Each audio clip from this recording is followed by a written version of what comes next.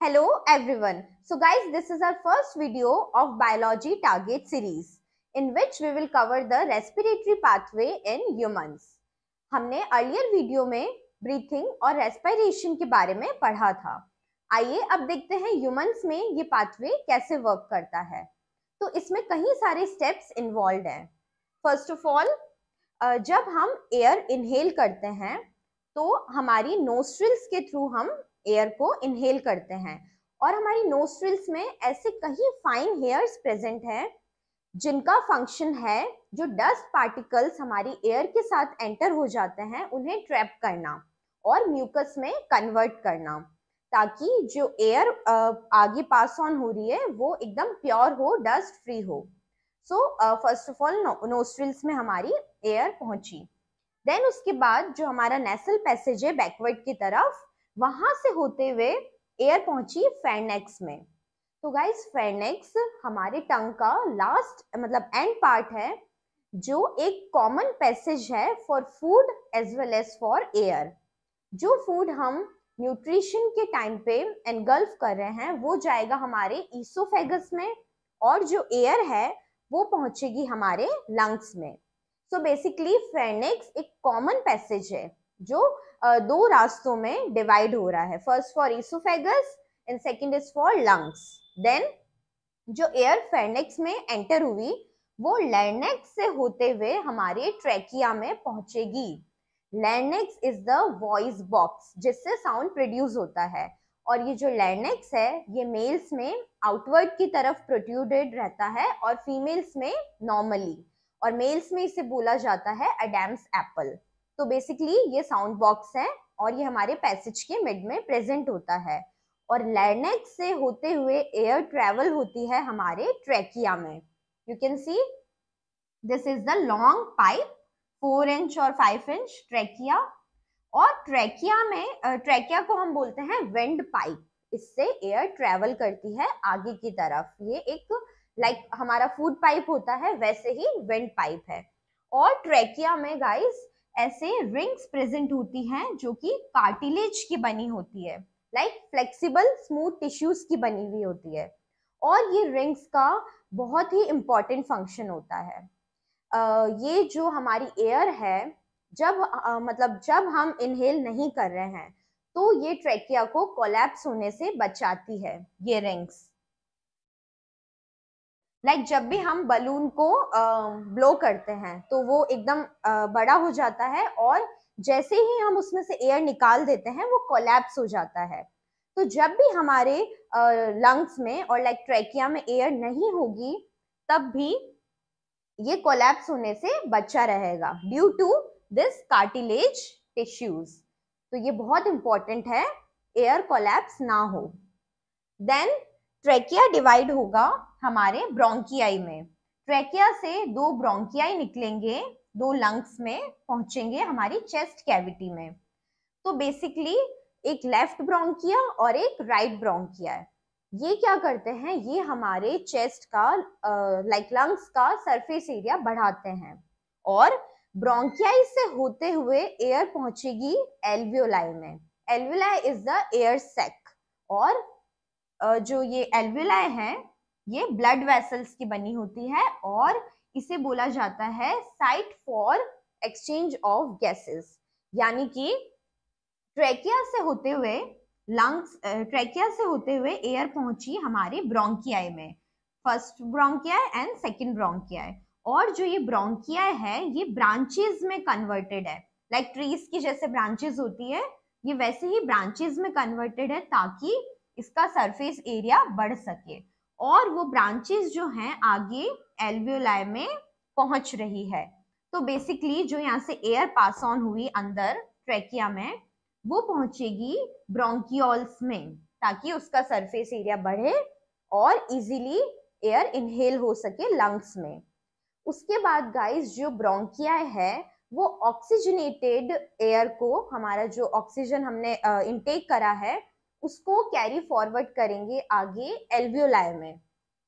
Alveoli ये है site of exchange of gases. यहीं से ही कार्बन डाइऑक्साइड एक्सचेंज होगी, लाइक एक्सेल होगी और जो ऑक्सीजन है वो इनहेल होगी। और एल्वियोलाई की जो वॉल है उसमें काफी ब्लड वेसल्स प्रेजेंट होते हैं, और वही ब्लड वेसल्स हमारी ऑक्सीजन को कैरी फॉरवर्ड करते हैं to every part of the cell. जैसे कि हम बोल सकते हैं जो हमारा रेस्पिरेटरी पिगमेंट होता है वो है हीमोग्लोबिन, और हीमोग्लोबिन प्रेजेंट होता है आरबीसीज में, रेड ब्लड कॉर्पसल्स। तो ये जो हीमोग्लोबिन है वो हमारे ऑक्सीजन को कैरी करता है। हीमोग्लोबिन के पास ऑक्सीजन की एफिनिटी बहुत ज्यादा होती है, तो ये ऑक्सीजन से बाइंड करके हमारी बॉडी के every part of the cell में ले जाता है, और जो हमारी बॉडी की कार्बन डाइऑक्साइड है उसको एक्सेल करवाता है। तो ये काम है हमारे ब्लड वेसल्स का, इसलिए बोला जाता है alveoli is the site of exchange of gases, क्योंकि एल्वियोलाई के पास गाइस ब्लड वेसल्स है। So this is the reason. Then alveoli में जो हमारी ऑक्सीजन है वो पास ऑन हो गई आगे बॉडी के सेल्स में। देन लास्ट में यहाँ देख सकते हैं आप ब्रोंकियाई के बाद एयर पहुंची एल्वियोलाई में, देन एल्वियोलाई के बाद लंग्स में एंटर हो गई, और हमारे लंग्स को जो प्रोटेक्ट करता है वो है रिब्स, लाइक दिस। इस तरह से जो है लंग्स प्रोटेक्टेड हैं हमारे रिब्स की वजह से। और देन उसके बाद डायफ्राम में एयर पास ऑन होगी, और डायफ्राम हमारे चेस्ट और एब्डोमेन को सेपरेट करता है, और डायफ्राम डोम शेप का होता है लाइक दिस, ये इस एरिया में प्रेजेंट होता है, और इसे ब्रीथिंग मैकेनिज्म बोला जाता है। ब्रीथिंग मैकेनिज्म में सबसे ज्यादा हेल्प करता है डायफ्राम। तो ये ब्रीथिंग मटेरियल है, और जब हम एक्सेल करते हैं तब ये डायफ्राम रिलैक्स हो जाता है, और जब हम इनहेल करते हैं लाइक हम फोर्स लगाते हैं तो तब ये जो डायफ्राम है ये कॉन्ट्रैक्ट हो जाता है। So this is the role of the diaphragm in breathing mechanism. तो अब हमने देखा फर्स्ट ऑफ ऑल जो हमारा एयर थी वो नेसल कैविटी के थ्रू एंटर हुई फेर्नेक्स में। देन फेर्नेक्स में दो पैसेज होते हैं, फूड वाला ईसोफेगस में और एयर वाला लंग्स में। देन फेर्नेक्स से होते हुए आगे गई एयर पास ऑन हुई हमारे लैरिंक्स में जो कि है voice box. Then trachea that is wind pipe, वहां पे एयर कोलैप्स ना हो उसके लिए कार्टिलेज प्रेजेंट है, rings of cartilage, C shape rings. Okay, then जो ट्रेकिया है वो दो में डिवाइड होता है लंग्स में जाकर, टू लंग्स कैविटी। तो यहाँ पे आके एक ब्रोंकियाई बनाता है, first left bronchi and another right bronchi. तो ब्रोंकियाई ब्रांचेस में कन्वर्टेड होती है आगे ताकि इसका लंग्स का सरफेस एरिया बढ़ सके।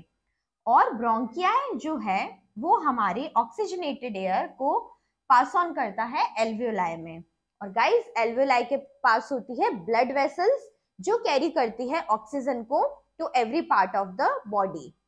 जैसे डाइजेशन में है, जो हमारा स्मॉल इंटेस्टाइन है वो आगे की तरफ कैरी ऑन करता है हमारे प्रोटीन, विटामिन्स, कार्बोहाइड्रेट्स को to every part of the body, वैसे ही एयर का भी हर सेल के पास पहुंचना बहुत जरूरी है ऑक्सीजन का, और उसे कैरी करता है हमारा रेस्पिरेटरी पिगमेंट जिसे हम बोलते हैं हीमोग्लोबिन, जो कि आरबीसीज में प्रेजेंट होता है। और जो कार्बन डाइऑक्साइड बॉडी में प्रेजेंट है वो एक्सेल हो जाएगी हमारी बॉडी के बाहर। So guys this was all about this human respiratory system. और जो हमारा डायफ्राम होता है स्मूथ मसल का बना होता है, डोम शेप स्ट्रक्चर होता है, चेस्ट और एब्डोमेन को सेपरेट रखता है, और ये काम आता है हमारे ब्रीथिंग के टाइम, एक्सेलेशन और इनहेलेशन में। So this was all about the respiratory pathway in humans. Next video में हम बात करेंगे एक्सक्रीटरी सिस्टम के बारे में, जो कि बहुत ही इम्पॉर्टेंट है क्योंकि एक्सक्रीशन का होना बहुत ही इम्पॉर्टेंट है हमारी ह्यूमन बॉडी में। So this was all about the respiratory pathway. अब इसमें इम्पॉर्टेंट थिंग्स ये थी, एक कार्टिलेज का फंक्शन और एल्वियोलाई में ब्लड वेसल्स जो प्रेजेंट है उसका function. So these two are very important for the respiratory pathway. Alveoli जो होती है वो बलून लाइक होती है, तो एयर सेक्स से प्रेजेंट होती है, एयर सेक्स होते हैं उसमें, और आउटर में मतलब उसके एजेस में ब्लड वेसल्स होती है।